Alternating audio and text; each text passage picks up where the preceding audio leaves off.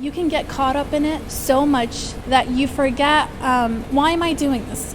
What is the cause after this? We need to have American Muslim fashionistas. Hijab is not fashion. It's not fashion. I think it's very important to identify yourself through Allah's guidelines and through your own creativity. The girls around me would look into Rihanna, Britney Spears, and Christina Aguilera. These days, it's more about Yasmin Spaz, Dina Tokyo, and Winnie Detwa. I think the veil is a restrictive, terrible symbol. I can't condemn the veil enough. There's different styles. There's a different style between Egypt and Saudi Arabia. I think that a lot of people have different ways of practicing Islam. I had to take my hijab off. I loved my hijab so much because it brought out the beauty of my character. It's not full fashion, because if it was fashion, then everybody else in the world would be wearing it. And we're forgetting the inside, the intention, the religion. I think it's taking a really big backseat.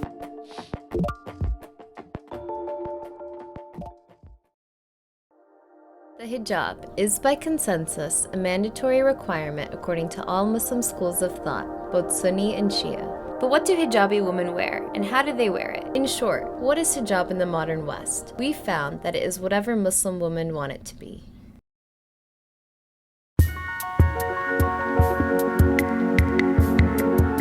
But you see girls all over the world just getting together around this thing, modesty and fashion.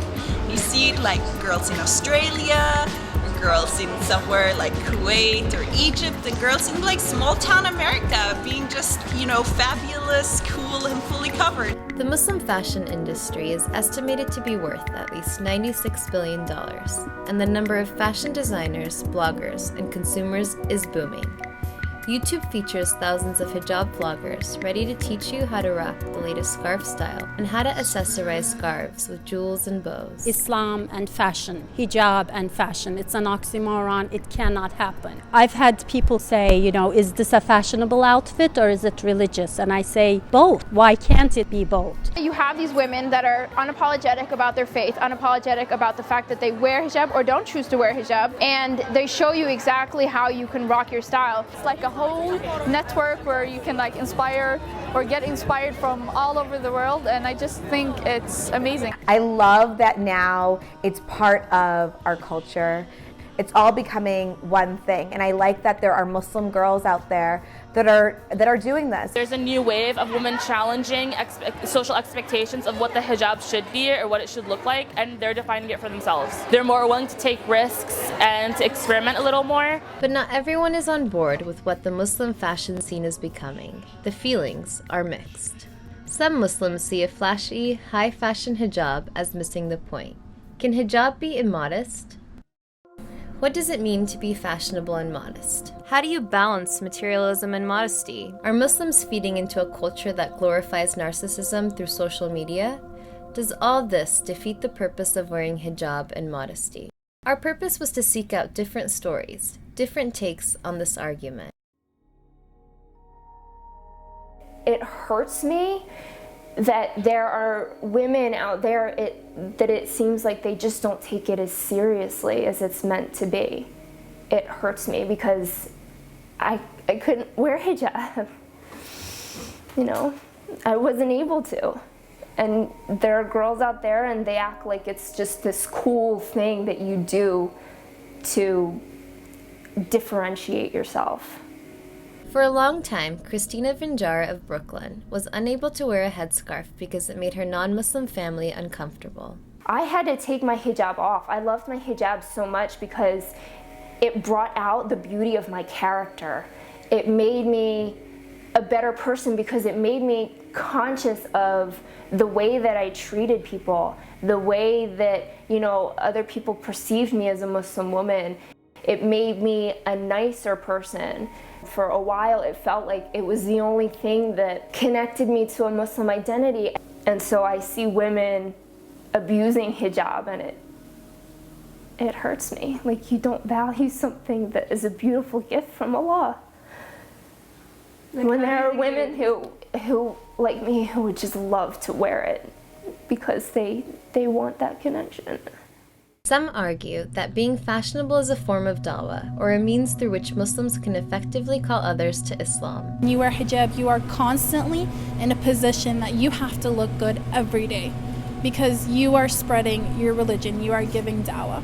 It's just a nightmare when I see a hijabi girl in pajama pants on the street. I think if you are well dressed, that is dawah in itself. It makes me approachable if I'm walking down the street and someone looks at me and says, wow, she's a Muslim girl and she dresses in a way that's covering her entire body, but it's something that my daughter or myself or my wife would wear too. It's part of dawah to be able to be someone who a non-Muslim can come to and say, well, what is Islam and why do you wear that headscarf and why do you dress the way you dress? That's me. I think that's important that we have some of that. I don't think it has to be everyone, and I don't think everyone should feel like they need to be like that. Fashion is an industry like any other. Nafisa Taj is a jewelry designer from New York. She says she wears what she wears to represent her brand, not to gain personal fans. Fashion is about money sometimes. How are you able to change your outfit every day?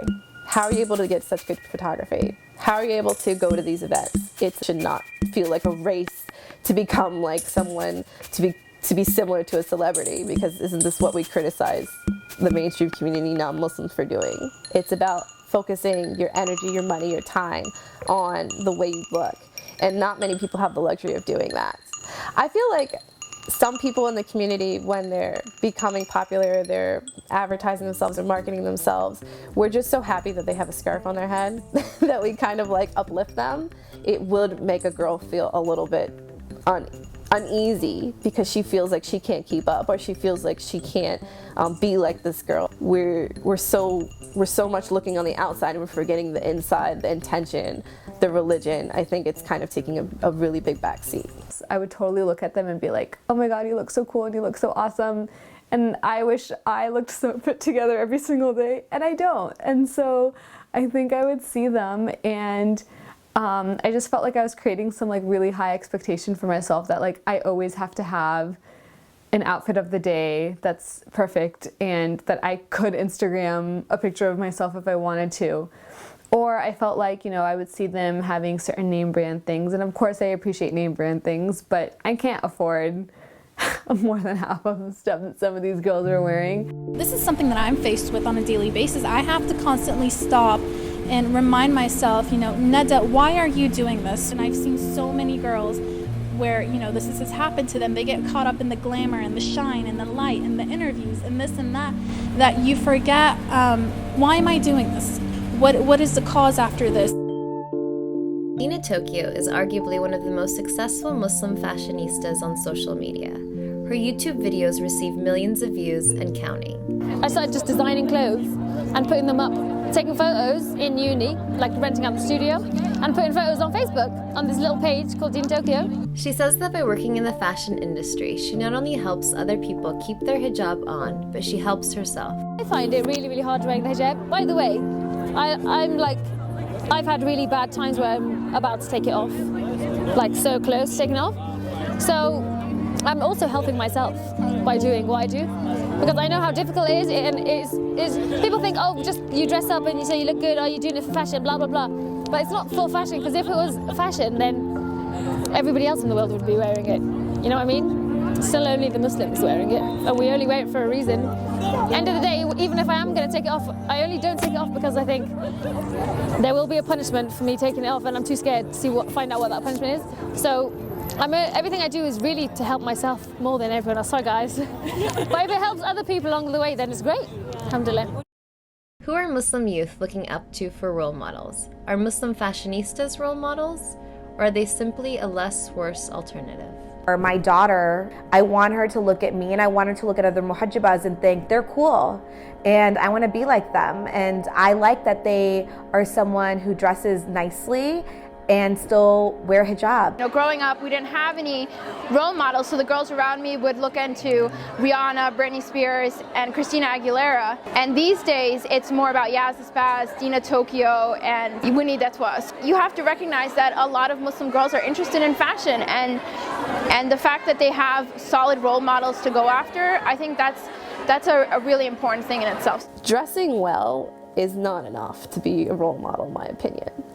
I dress a certain way because I do it to represent my brand, but I'd rather have people know me for my business savviness or my ability to provide and to create a good brand and a good business. That's something that I'd rather have my daughter look towards. It's those things. The outside is not what matters, but it's what's inside that counts.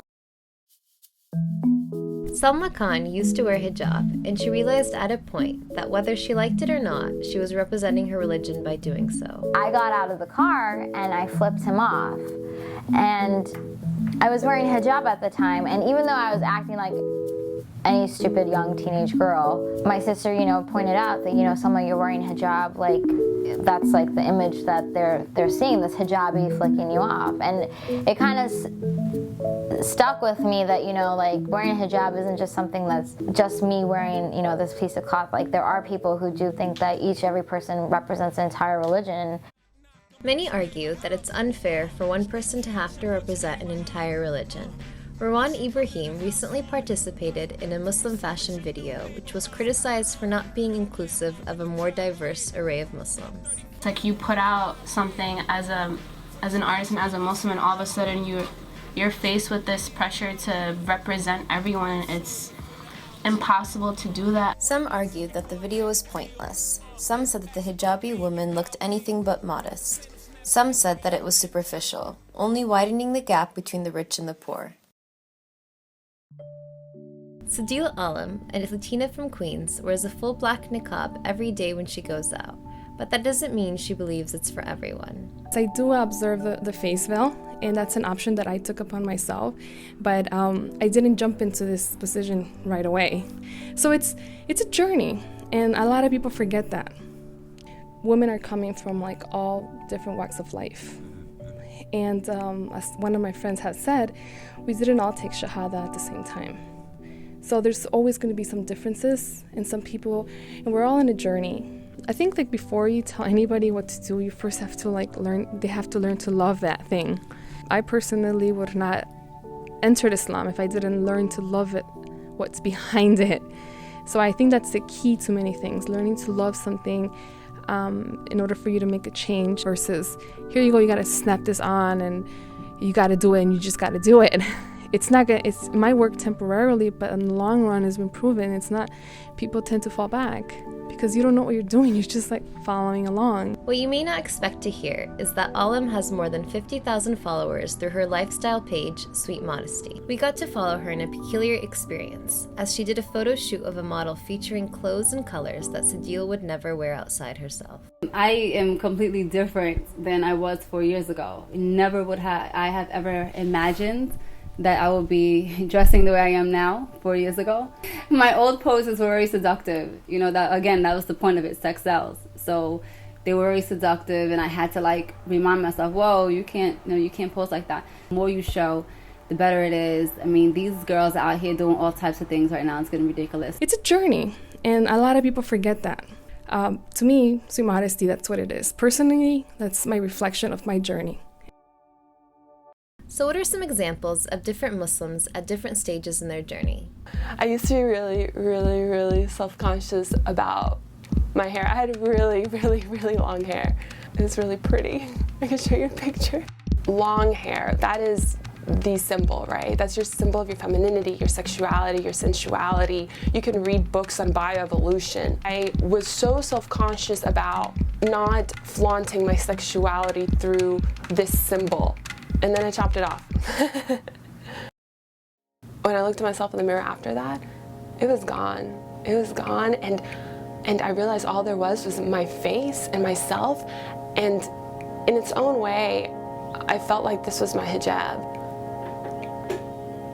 Yeah, I'm not trying to be vain, okay? I'm not trying to be vain, but I don't get as much attention as I used to, and that's fine. That's fine. That's fine. But how far can We're All on a Journey be stretched? We met one woman whose journey is sure to test even the most understanding of Muslims. Her evolution to bikini model is so shocking to some and seemingly a contradiction. I grew up in a way where Islam was like the most important thing in life. And one day I just took my scarf off, and it felt so weird to be able to like have my hair out. It's just really weird at first. I wanted to practice Islam, and I wanted to be a model and actor. I talk to Allah every day, and I feel like Allah guides me in my decisions. And I read the Quran, and I make salat, and I fast during Ramadan. A bikini model who also prays 5 times a day. I say, what's more important, your dress or your prayer? I'm not gonna say like, you know, well, because I do this or because I do that, I'm not Muslim anymore. I think that a lot of people have different ways of practicing Islam. Oh, it's totally different when I'm wearing a hijab or not wearing a hijab. I did notice that when I did wear a hijab or when I do wear it, that there is an automatic like kind of like respect given from people that are non-Muslims or even people that are Muslim. Like I'll see like a Muslim guy and he'll be like, "Assalamu alaikum, sister," you know. But then I'll see the same Muslim guy and I won't have a scarf on. It's like, "Hey," you know. Nobody likes to see their wife like showing themselves in a bikini. And a lot of people think, "Oh, he's fine with it, but he tells me to, "No, I don't like that," with his French accent. So I have to choose things just more carefully and just, you know, decide how is this gonna make me look, because even if I don't have certain intentions, sometimes things can just make you look a certain way, and you know, it's not that good. Yeah, I have a lot to think about with that. Let's pause for a moment. Islamically, how does one understand Miriam's journey? Is a person at a better spiritual state if they wear a full hijab or even niqab but they don't pray, as opposed to somebody that doesn't necessarily wear hijab but they pray 5 times a day? In terms of spirituality, that person who prays 5 times a day is in a better spiritual state than that person who does not pray, because the prayer is more important. So if we give too much focus to the outward while forgetting the more important things like the prayer, which is part of the outward, then we're losing our sense of priority. Now that doesn't justify the other end of the spectrum that says, "Oh, well, I pray 5 times a day, so it doesn't really matter about what I wear outwardly." But in recent years, attention has been shifted to what is being termed as the de-hijabification phenomenon in the West. I felt really guilty when I took it off. I felt naked because this had become a part of me, and so it kind of felt like I was walking around with my shirt off. In all our interviews, the reasons women gave for deveiling had nothing to do with the validity of doing so under Islamic law. I know that I'm supposed to wear a hijab, but I don't. And I think that's something that's between me and Allah. Another recurrent theme was that of a dislike of preachiness. We saw that people don't take preachiness well, no matter how Islamically sound the advice might be. Well, no, that's not a hijab. That is just called a scarf. It's not what's being said to Muslim women that is the problem, but how it's being said. They preach it to you. They preach it to you, and when you preach it to me, my heart hardens. Like I've been getting so many like emails on Facebook and stuff like that, just about, "Sister, I pray for you," this and that. And I appreciate the prayers and I appreciate the positive ways that people try to, you know, come at me. But sometimes people are like, "This is un-Islamic," and it just pushes you away from Islam. It doesn't bring you any closer to it. You know, the best way to bring somebody closer to Islam is to lead by example and to just be a good person. And like you look at that person, you're like, "Wow, that's a really beautiful person. I want to be like that person." It's something that's just between you and God. And like for anybody to be like watching you and saying, you know, "Well, you're not doing this or you're not doing that," I feel that it's very judgmental. And it's not any human being's job on this earth to be the judge. It's only Allah's job to be the judge. This is going to sound really mean, but most of the time, at night time, when it's time to go to sleep, I just, that's when I look at all the comments. And if there's any bad comments on there, I just really just use it as a form of entertainment. Honestly, that's what I do. Because most of the time, they probably do have a good point, but it's just the way they say it. So I'm never going to listen to them, because I'm like, you're a hypocrite because you need to work on this and that, for, you know? But then when people speak to me nicely on a private message, then I actually have a conversation with them about what they think and everything's normal. But when they leave comments, no. The status quo is that you're going to have women on a spectrum, no matter what kind of woman it is, and Muslim women as well. You're going to have them on the spectrum, from niqabi to the woman in the short mini skirt. That's how it is. If you just give people their space, it's not legitimizing what they're doing. It's not telling them what they're doing is right, but it's just giving them their space so that they can grow by focusing on what's a priority. If people focus on learning their deen and practicing their prayer and purification, everything else is going to fall in line. One of the preconditions to giving advice or enjoining righteousness and forbidding evil is you have to know. You have to know that it's not going to lead to a greater harm. That if you have a person in the masjid who's coming to the masjid, but maybe they're not wearing their clothing properly, are we going to hone in on that when she's still not formulated her Muslim identity and learned her deen? Or are we going to focus on that point and chase her away from Islam? Everyone is struggling with their dunya, so I'm not gonna put down the law of what is modest, what is not. I do see some sisters that I feel like, whoa, you might want to put something else on, but that's their business, that's their struggle, that's between them and Allah. The same way right now people are looking at me like, what are you talking about? You know, you've got 10 pounds of makeup on your face, you got a bright red hijab on, who are you to say what anyone should or should not be doing? I do see women that I feel they could tone it down, including myself, but everyone has their own struggle, and that's not for me to regulate. What drew me to Islam is not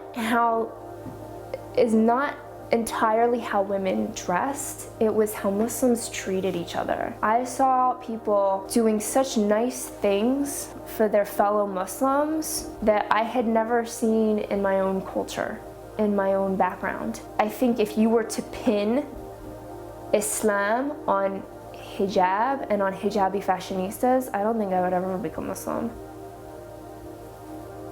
A lot of people don't realize, but the Prophet, may Allah be pleased with him, actually changed his clothes, and he wore different styles, and he was very concerned with the way he looked. He wanted to be presentable, and he encouraged Muslims to be presentable. So I don't think there's something new to this. I think it's something that we've always had, but because we've lost this relationship with our past, we think it's new. We think we're imitating other people. We're all walking into a journey, and some of us are going to fall, you know, and that fall might last a little while, you know, and then we get back up. That's just how the iman is. It just falls and you get back up, and then sometimes you can strive even higher, and then I might fall. I don't know. I might fall in a week from now. My iman I might just say, you know, I'm not going to do this anymore, you know. But it is such a deep decision. But I think we have to look at it that there's something else going on behind that. There's something deeper going on. You know, superficial changes definitely lead into very deep things that are happening within ourselves. You know, the idea of being a model, the idea of being, you know, a blogger that everyone knows, anyone who is any type of popular, it gets to you. It is what it is, you know. There was a young man at the time of the Prophet ﷺ who the Sahaba complained to the Prophet ﷺ about him and said there was not a single fahisha, not a single evil act except that he did it. And we want you to address those evil and foul acts that he's doing. And the Prophet ﷺ said, he prays with me in my masjid. He makes jama'ah, he prays, and he's praying in jama'ah with me. Leave him.